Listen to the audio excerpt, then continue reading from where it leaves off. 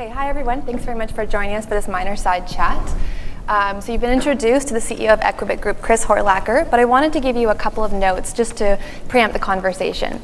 So Equibit Group has designed and developed a blockchain specifically for the capital markets, which means that they've designed a dedicated network for the trade and issuance of crypto securities.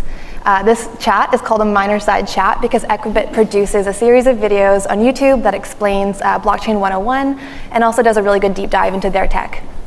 And finally, and most notably, earlier this year, Equibit Group successfully completed an atomic swap with good UX, which is really important. We know that as an industry, UX is going to be really significant in the engagement and adoption of this technology. So we'll get started.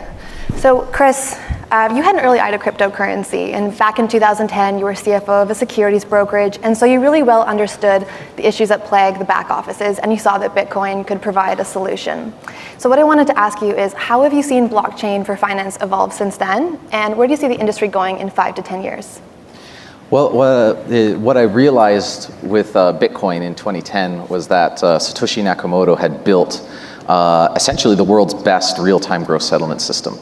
And in the back offices of banks, you'll be very familiar with that sort of a system because that is what many banks use for domestic settlements. International settlements work a little bit differently, but it's still essentially the same mechanism. And here we had a network protocol that could do the same thing rather than an entity with people and procedures and fees involved. So I was really intrigued by this because it changed the entire paradigm for how a financial system could operate. Where up until now, the whole system was based on faith and trust in institutions. It was completely turned around. And your security at this point is no longer dependent upon building a walled garden and keeping the wrong people out. It's in ensuring that the majority of the people using the system have good intentions. And that was a really interesting proposition that has a million applications. As someone who worked in the financial markets, really, for me, if it could work with a single homogeneous asset, i.e. cash, why couldn't it also work for many other kinds of intangible assets like securities were the first thing my mind turned to, but also insurance contracts, licenses, IP, patents. There's a lot of potential use cases for this technology. And of course, I'm specialized in the financial markets, and so that's what Equibit became. Mm-hmm. And specialization is definitely one of the key tenets at Equibit Group in terms of how we work with the technology, because it is inefficient, but you can deal with that so long as you have a very focused use case.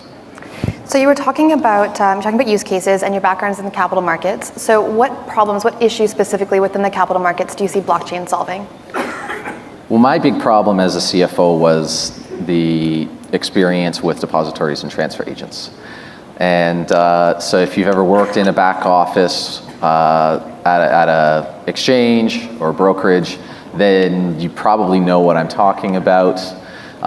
Many people I find in the securities industry don't know that because they come from the middle office and the front office, right. And the back office is usually this black box that paper goes in and other stuff comes out, mm-hmm. and nobody's quite sure what goes on there. But what's going on is it's going out to transfer agents, and the registry of securities that they maintain on behalf of the issuers is eventually updated, and this is where T+2, T+3 comes from, mm-hmm. Because when all of these executed orders arrive at the doors of the transfer agent, they have to churn through this mountain of paperwork, and it takes time to process all of this. Mm-hmm. And this model of doing it was installed in the 1970s with dematerialization and centralization. And it solved a problem that this industry was experiencing in the moment, in that it was doing essentially decentralized settlement at the time. But with the volume of executed orders now, it was choking on its own output. Right. That model could not scale. So we centralized the custody of everything and centralized how it was all being processed, and we were able to limp forward for another 50 years, and that brings us to this point now. And once again, now, there's so many companies, there's so much transaction volume, and again, we're bursting at the seams, and we need to change paradigms again. And this is what we can achieve with blockchain technology, is the removal of these central choke points and a streamlining of the entire infrastructure, bringing issuers and investors directly together, doing direct registration where investors have true, indisputable legal title, which they do not have right now. Right. If you own stocks in a brokerage account, the issuer does not know who you are, and in an insolvency, it becomes very difficult to find you. Because there's all of these disparate records across many different organizations that all have to be reconciled to figure out who the true owner of the security is. And there's no shortage of problems due to this. If a company declares a dividend mid-trade, say it's T+3 settlement and you're T+1, a dividend gets declared, who gets that dividend? Right. So these are all problems that there's many processes that have been cooked up to deal with this now. But it's, if you solve the problem at its source, strike the root in that we're not doing immediate settlements, then much of these procedures become obsolete. And so it's, it removes a gigantic cost component from the industry. Mm-hmm. So if we look at custodians, we look at the transfer agents, altogether there's 500-600 of them in the world, and they cost the investing public somewhere in the order of about $20 to possibly $40 billion a year. Wow. To run this infrastructure. So the blockchain, or a blockchain like Equibit, that disintermediates this system can really help with the cost savings and increase investor protections, market transparency, openness, and drastically improve the liquidity. So speaking to liquidity, Chris and I were just chatting backstage about the various applications of blockchain technology for the capital markets and securities, the tokenization of securities, and the platforms that are discussing what that'll mean for liquidity in the markets. And so you're talking about the eradication or the removal of third parties, intermediaries that are causing complexity. And we were talking about that leading to liquidity. If you could just touch on that a little bit more. Sure. So the big issue with liquidity, a lot of it has to do with transparency. Now, this is not a huge problem in the public marketplaces, but as many of you are probably aware, the public marketplaces are only a sliver of all of the companies that are out there. We have the pink sheets of unlisted public companies. And then we have a huge amount of private companies that dwarfs the number of publicly listed companies out there that many investors, accredited or not, have no idea are out there. So it's very hard for those companies to access liquidity. And in a public blockchain, that problem disappears. Everybody essentially is connected to a real-time global pink sheet where they can see all of the public securities, all of the private securities, and they can find willing sellers and buyers to do an atomic swap with. And we've constructed a wallet that leverages the Equibit protocol alongside other blockchain protocols. In the immediate present, we're integrating with Bitcoin, so you can do atomic swaps between the two. But as you mentioned in our demo, we have it on our YouTube channel, and in a matter of minutes, we have a demonstration of a company opening up its wallet, its Equibit wallet, receiving some Equibits, registering a common share, putting out an ask order, and selling it for Bitcoin to someone, could be next door, could be on the other side of the world. Doesn't matter, they qualify to buy the security and execute that atomic swap with them, receiving the Bitcoin. The purchaser receives the common share, and this is all done in a matter of minutes with nothing but an Equibit compatible wallet. Super exciting, and a super exciting development for the industry. So you were talking about complexity, and so I wanted to go back to discussing some of the announcements that have recently come out of Wall Street. And we know that market opacity did have an effect and was a factor of the recession 2008-2009. Given Wall Street's recent announcements, we know JP Morgan is looking to do swap trading with Bitcoin. And so I wanted to ask you, how do we make sure that we get this use of blockchain technology for finance right and the use of crypto assets right, so that we don't create over complexity again? Well, we need to remember or keep at the top of the mind what blockchain is. And it's not a database, it's a network protocol. And it should be synonymous with something that is open, permissionless, and transparent. Many projects who approach blockchain with just the database mindset, they've missed the point. They've taken cryptography lessons from something like Bitcoin and applied it to a centralized database. Now, I'm not gonna challenge doing that, because that's good. We need more secure databases. However, they're blurring the lines between an actual blockchain and a more secure database. And both things are now being billed as blockchain. So as consumers or investors, we want to make sure, that we have the knowledge to notice the difference between the two. Whenever somebody says, oh, hey, we're doing something on the blockchain, my first question is, all right, can I mine it? And that's a really good litmus test to tell whether you're dealing with just a database or a real blockchain protocol. And a real blockchain protocol is the big paradigm shifting technology.